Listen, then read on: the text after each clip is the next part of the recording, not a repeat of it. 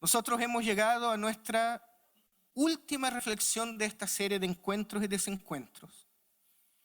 Y vamos a ver un último encuentro del Señor con un hombre que es muy importante para el cristianismo y de hecho es uno de los grandes responsables de que la fe en Cristo y su iglesia se haya diseminado por todos lados, por todos pueblos y naciones. Podríamos hablar de él durante días. La cantidad de literatura que hay sobre sus escritos también es tremenda. Pero hoy día vamos a echar una miradita nomás a este primer encuentro del Señor con Él. Quiero invitarlos a que leamos en el libro de Hechos los versos del capítulo 9, los versos 1 a 9. Entonces va a aparecer acá en la pantalla. Y usted puede a lo mejor, si quiere, también en su Biblia. Vamos a leer Hechos capítulo 9 del 1 al 9.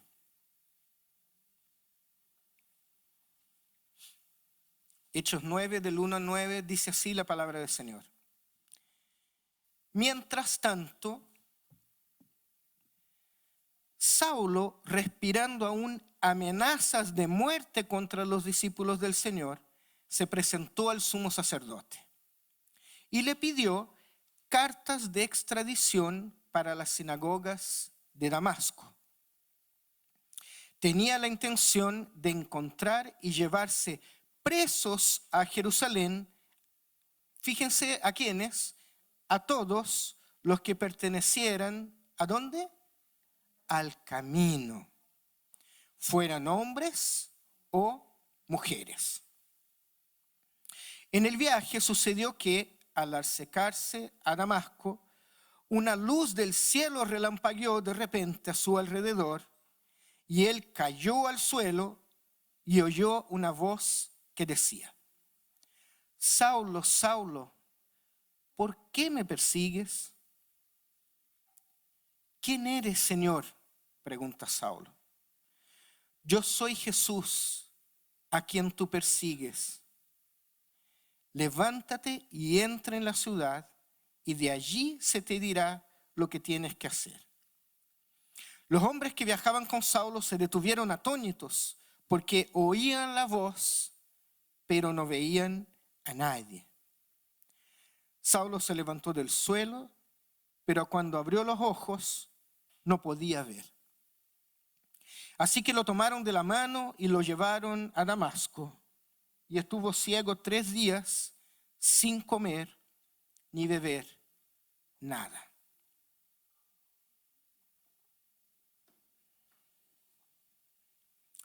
El relato no termina aquí, ustedes van a ver que el relato sigue.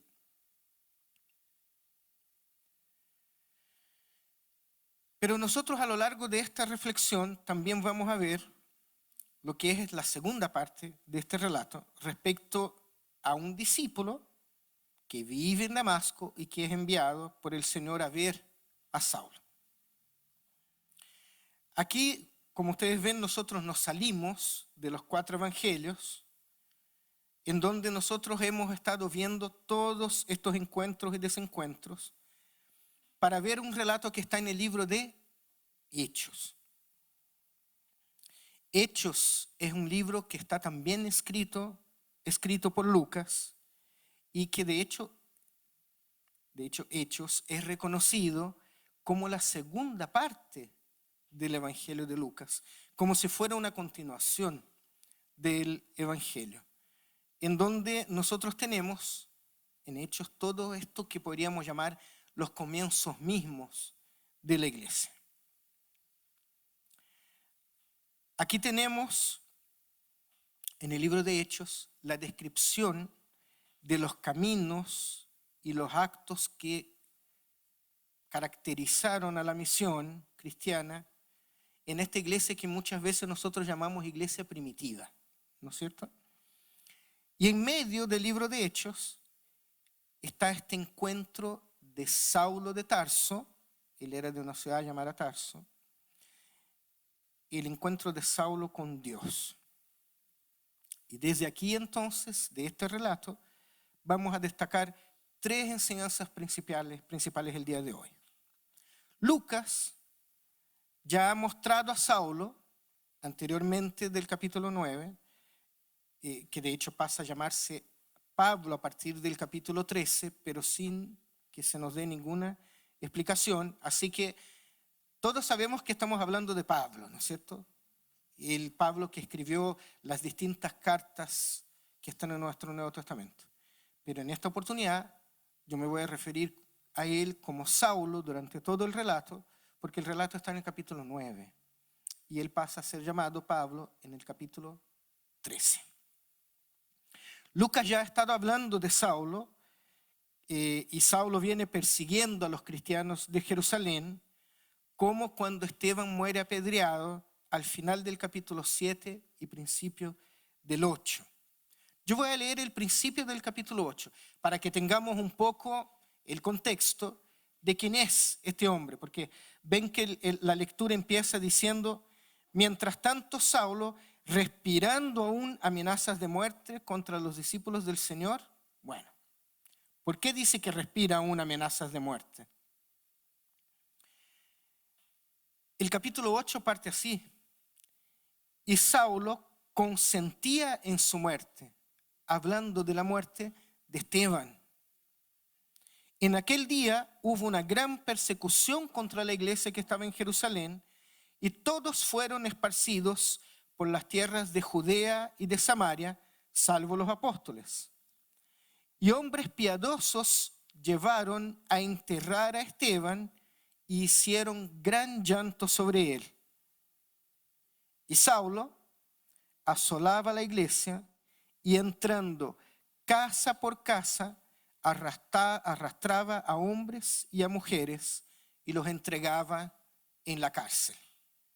Este es el Saulo que en el capítulo 9 pide carta a los sacerdotes de Jerusalén para ir a presentarlas en Damasco, para poder extraditar a los cristianos que están en Damasco y llevarlos a Jerusalén también detenidos.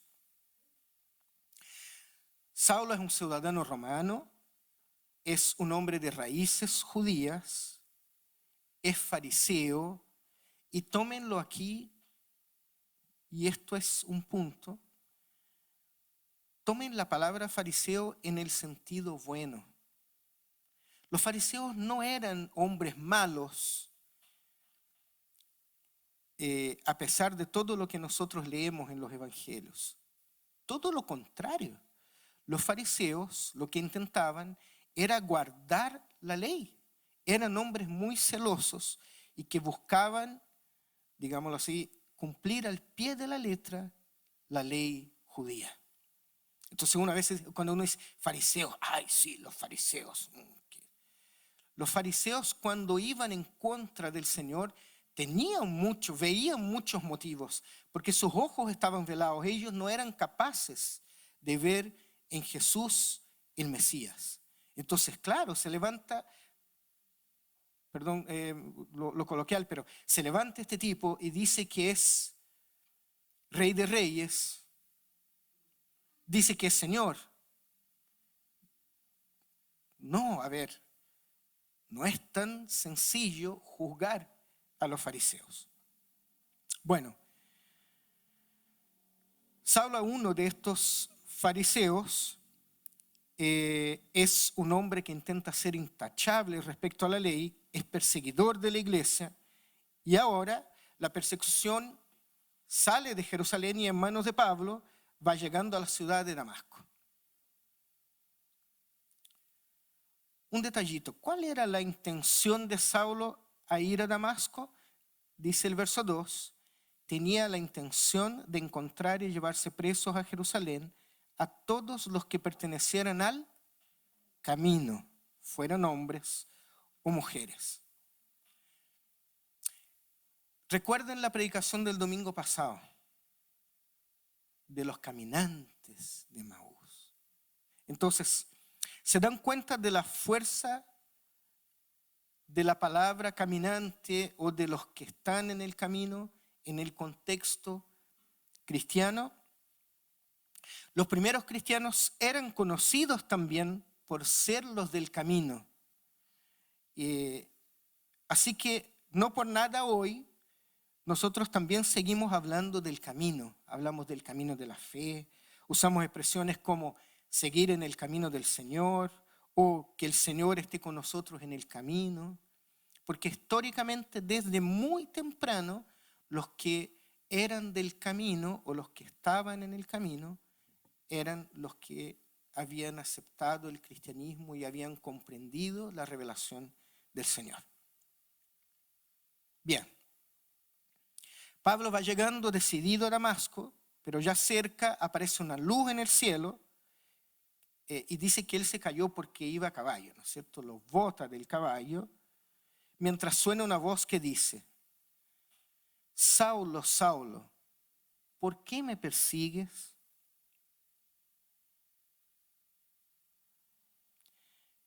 Perseguir a los cristianos es perseguir a Jesús. Qué hermoso, ¿no? El Señor no le dice: Saulo, Saulo, ¿por qué persigues? Ni siquiera dice, y estaría bien, ¿por qué persigues a los que me siguen? ¿Por qué persigues a los del camino? ¿Por qué persigues a los cristianos y cristianas? El Señor se lo toma para él. ¿Por qué me persigues a mí? Porque cuando persigue a ellos, es a mí a quien persigues. Y Saulo le dice: ¿quién eres? Yo soy Jesús a quien tú persigues. Levántate y entra en la ciudad, que allí se te dirá lo que tienes que hacer.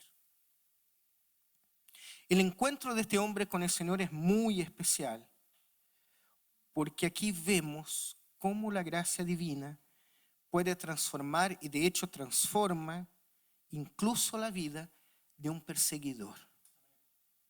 Nosotros hoy día, por lo menos en nuestra cultura y en nuestro país, no tenemos una persecución como esta. Pero imagínense que alguien que nosotros conocemos como perseguidor de la iglesia, que anda atrás de personas como nosotros para ponerlas, llevarlos a la cárcel, de repente se da cuenta o es tocado por el Señor, y ahí está la canción, y el Espíritu de Dios se mueve de tal manera en Pablo, en Saulo, que se da cuenta de lo que está haciendo. Y aquí está lo primero que quiero destacar. No hay una sola persona que por su maldad o condición no pueda ser alcanzada por el amor de Dios. No hay. No hay. O sea, si hay un tipo en la historia que uno imaginaría cualquier cosa, menos que fuera un cristiano entregado al Señor, es Saulo. Es Saulo. Pero todos sabemos que lo que viene después en la historia y cómo el Señor usó a Saulo.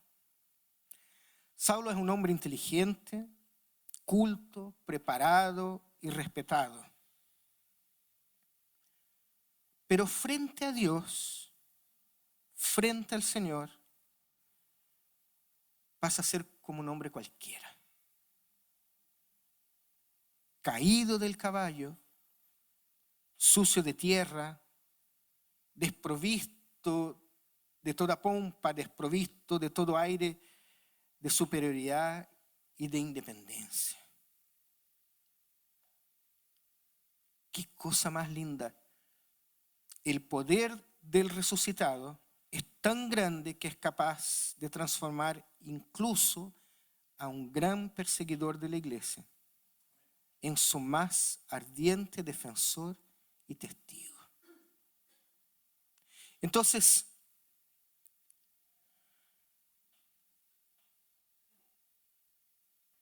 muchas veces nosotros nos sentimos o nos creemos tan malos. Bueno, yo he escuchado: no, yo no voy a la iglesia. Mire, cuando arregle mi vida, ahí voy a la iglesia. ¿Han escuchado? No, oye, si usted me conociera, ¿qué voy a hacer la iglesia? ¿Qué me va a mirar Dios? Yo fumo, yo tomo, mi maldad es tan grande que yo creo que no soy capaz, no tengo derecho de llegar frente al Señor. No hay maldad o condición tan grande que no pueda ser alcanzada por el amor de Dios.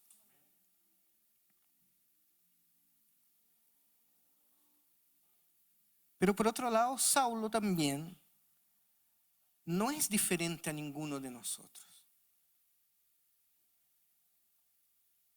Cuando no conocemos al Señor, todos nosotros, en algún momento de nuestras vidas, hemos sido también enemigos de Dios. Entonces, no podemos olvidar nuestro pasado.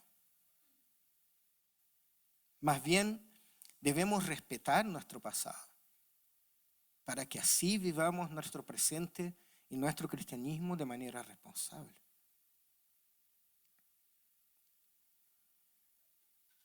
Veamos el verso 8. Aún con los ojos abiertos, no podía ver nada. A nosotros también igual nos pasó. Y la ceguera de Saulo acá no es un castigo, porque también uno podría ver desde ese punto de vista. El Dios castigador. Lo que hay acá es una demostración de la impotencia y debilidad de este hombre que anteriormente había sido tan poderoso y malo con los seguidores de Jesús. Entonces, no es un castigo lo que el Señor hace, es como un corte. Para. Es como si dijera, yo voy a mostrar a Saulo que hay Dios y que lo que él está haciendo está mal. Y basta quitarle la vista. Y este hombre que persigue a cristianos encima de un caballo, viajando de ciudad en ciudad, pasa a ser un hombre cualquiera, completamente dependiente, incluso de los que están con él, que lo toman de la mano y lo llevan hasta Damasco. Y esta es la segunda enseñanza de hoy, que tiene que ver con la primera. Frente al Señor somos todos débiles. Frente al Señor somos todos débiles.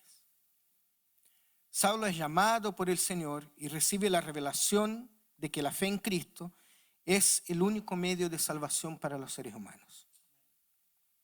Y para que sea usado por el Señor, debe hacerse débil, completamente entregado, porque frente al Señor no hay otra opción. Yo no puedo bargañar con Dios. Yo no puedo pararme frente al Señor diciendo, a ver, ¿qué tienes tú para mí?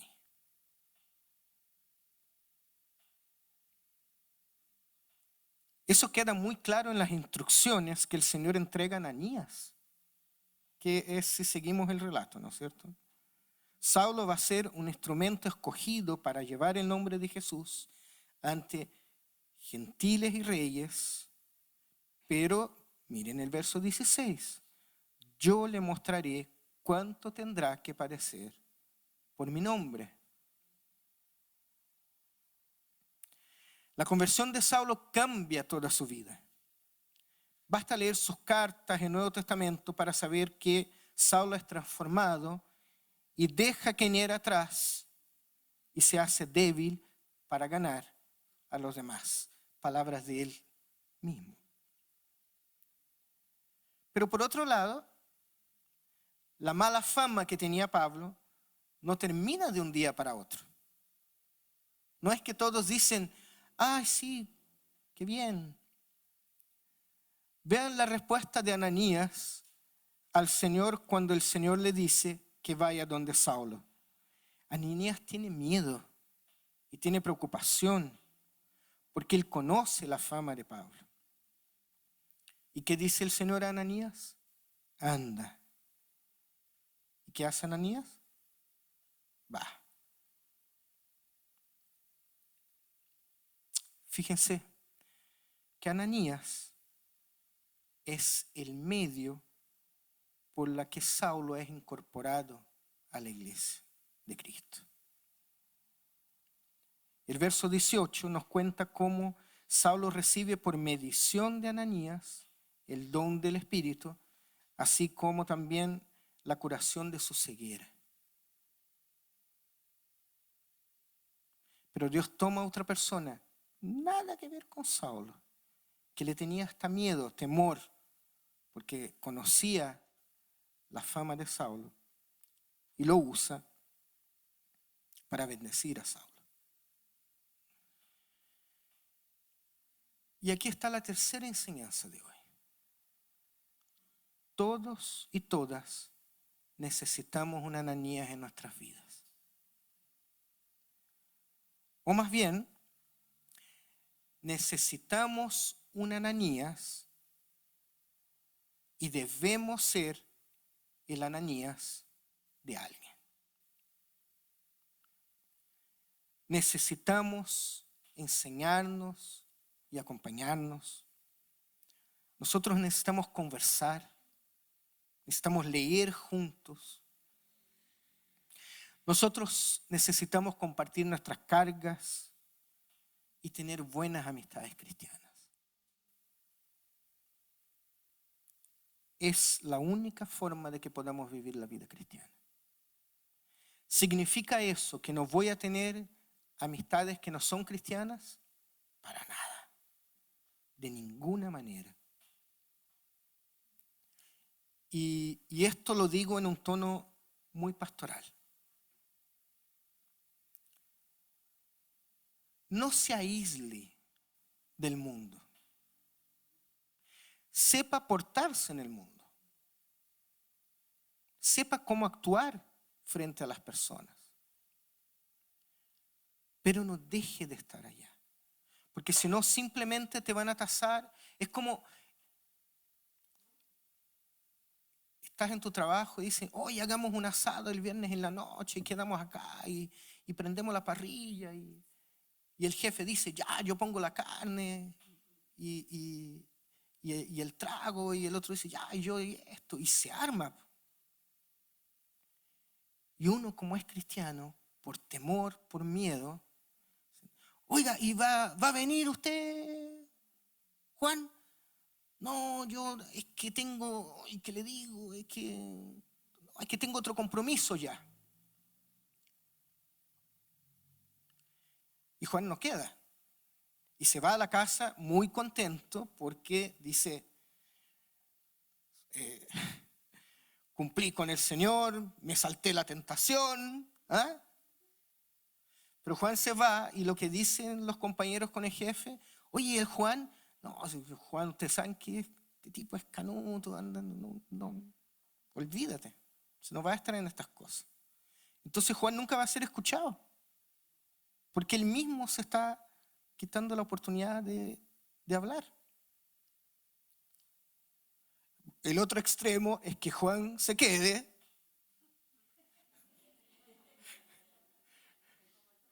se coma todo, se pase de copas y deje la embarrada. ¿No es cierto?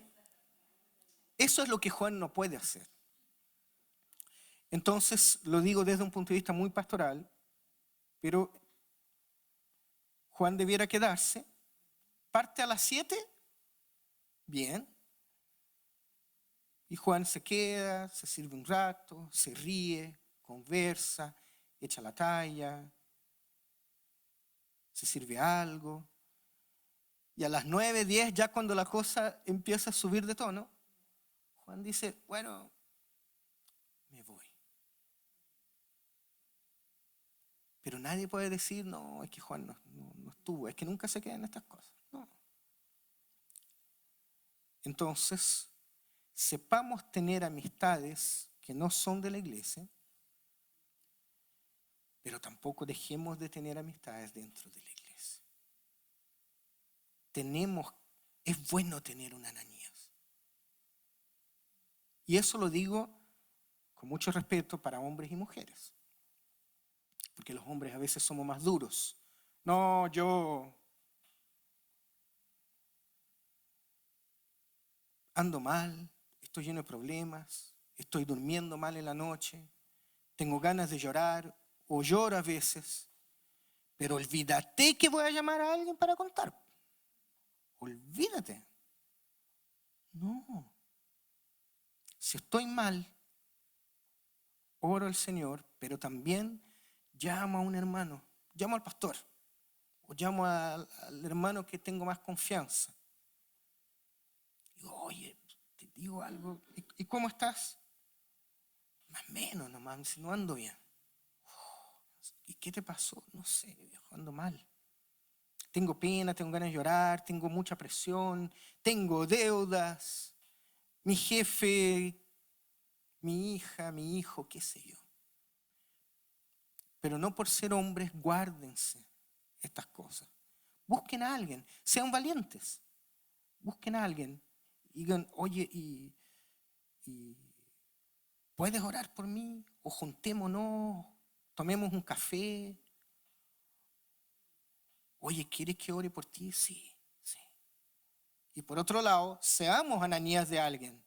Estemos dispuestos también a que si te llama alguien, uno tiene que estar ahí atento para decir, ya, ¿y cómo estás? ¿Y qué pasó?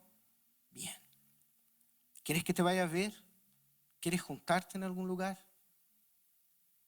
¿Quieres que ore por ti? Pero estos lazos son necesarios en la vida cristiana.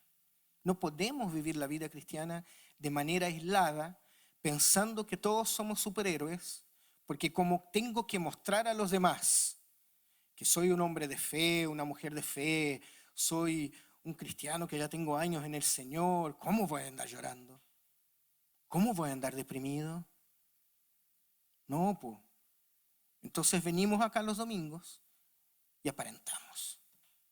Y por adentro o por dentro estoy mal, pero acá aparento que estoy bien. No. Necesitamos de Ananías, necesitamos a un Ananías, pero tengamos la disposición también de ser el Ananías de otro. Saulo es testigo de Cristo entonces y es llamado a ser testigo, cambiando su rol de perseguidor a renunciar al entendimiento de sí mismo y a someterse a la voluntad de Dios que fue manifestada en la cruz. La conversión, esta palabrita tan hermosa y tan asustadora a veces, es, en palabras del teólogo argentino José Míguez Bonino, y les voy a leer un párrafo de este teólogo argentino respecto a la conversión. Dice Míguez Bonino, la conversión es un cambio total de orientación que no representa un mero cambio interior o la aceptación de una nueva religión, sino que es una reorientación total. La conversión, fíjense qué bonito, es una transformación del entendimiento. Es decir, es una transformación de la comprensión de nosotros, de nuestros criterios de juicio, de la razón por la cual nos ubicamos con respecto a nosotros mismos y también respecto al mundo. Para Bonino, el cambio toca el centro de nuestra autodeterminación, que ahora se identifica con la voluntad generosa, completa y positiva de Dios. Lo último de él, la vida, la enfermedad, el sexo, la riqueza, el trabajo, la vocación, la familia, todo es abarcado y reubicado en esta nueva esfera. No solo subjetivamente, porque lo pienso y lo siento de una forma nueva, sino que también, fíjense, y por eso es que anoté esto, y por eso es que quería leer para ustedes, no solo subjetivamente, sino que objetivamente, porque entran en el campo dinámico de la soberanía de Cristo. La conversión es algo que vivimos que no pasa por la razón. No es, ay, ahora yo entendí la cruz, bien, tengo que cambiar estas cosas en mi vida. La conversión es algo que simplemente te transforma porque ya no ves la vida con los mismos ojos con que veías antes. Entonces cambia tu ética, cambia tu forma de vivir, cambia la forma con que te relacionas con los demás. Ya nada importa, ¿qué es necesario? Cambiar de trabajo, lo hago, cambiar de lugar, cambiar de casa, ¿qué? Si estás a los pies de la cruz, ¿qué importa lo demás? No en el sentido de que ya nada importa, no hagamos nada y seamos irresponsables, sino que todo lo contrario. ¿Qué importa toda la vida si mis manos están en las manos de Cristo? Entonces el Señor me bota del caballo, haciendo analogía con Pablo. Me ciega y después de 3 días me devuelve la vida y me dice, eres el que me persigues, deja de hacerlo. Es por eso que para muchos Saulo es un loco por el Señor, porque su conversión es muy radical. Pero si la conversión de Saulo es radical, que sea un ejemplo para nosotros. Entonces, claro, por supuesto, nosotros no hemos sido perseguidores de la iglesia, que escuchamos la voz del Señor y que nos caímos del caballo. Pero no tengamos ninguna duda de que el Dios de Saulo es el mismo Dios de nosotros. Y quiere que tengamos una conversión total, completa y plena en todos los sentidos como fue la de Saulo. Así que mi oración ya en esta tarde, y para terminar esta serie de encuentros y desencuentros, mi oración es que vivamos la vida de encuentro en encuentro con Jesús. Que el encuentro no sea uno solo, que a veces también vivimos de pasado. Vivimos de ese día en que yo decidí servir al Señor. Uy, han pasado 30 años.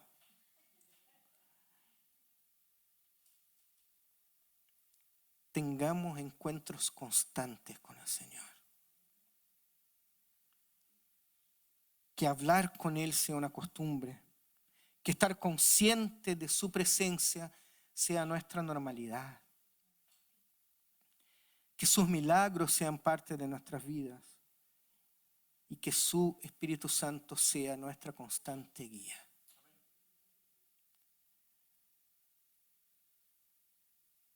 Nosotros hoy estamos terminando esta serie. Pero terminemos anhelando tener encuentros, cada uno de nosotros y nosotras, que sean significativos, que sean prácticos y que sean fruto de una conversión real y profunda. Todos, todas. De tal manera que la gracia de Dios se derrame en todos los corazones como se derramó en el corazón de Saulo.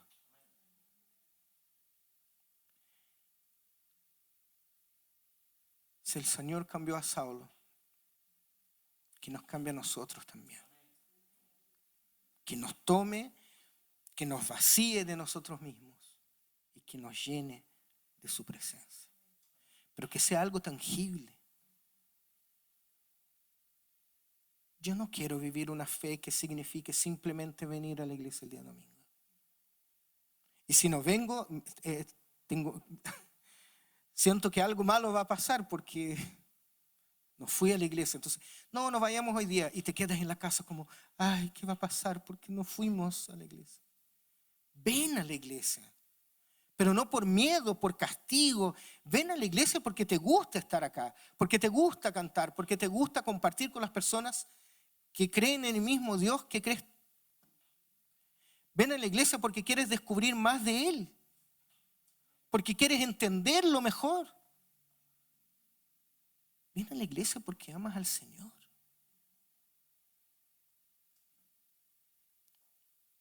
Pero que nuestras vidas sean vidas de encuentro. Porque si nos encontramos con el Señor, vamos a empezar a encontrarnos, uno, con nosotros mismos y dos, con los demás. Pero todo parte a partir del encuentro con el Señor.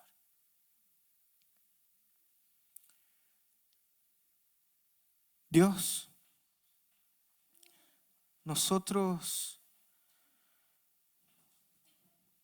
a veces nos cuesta, Señor, expresar con palabras nuestros sentimientos, Señor.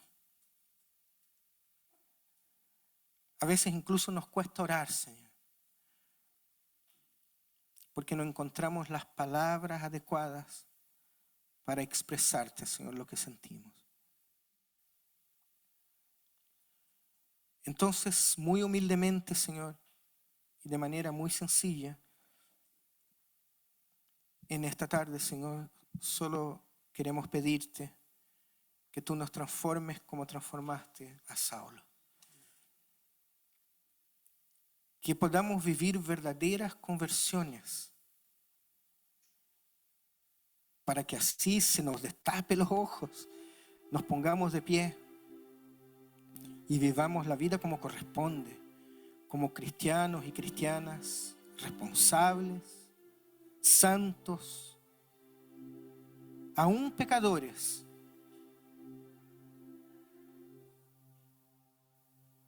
pero seguros de que tú también llevaste nuestros pecados, seguros también de tu perdón.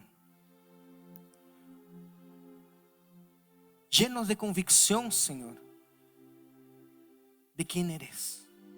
Llenos de convicción de lo que tú quieres. Creyendo en todo tiempo, Señor, que tú estás ahí a pesar de las dificultades.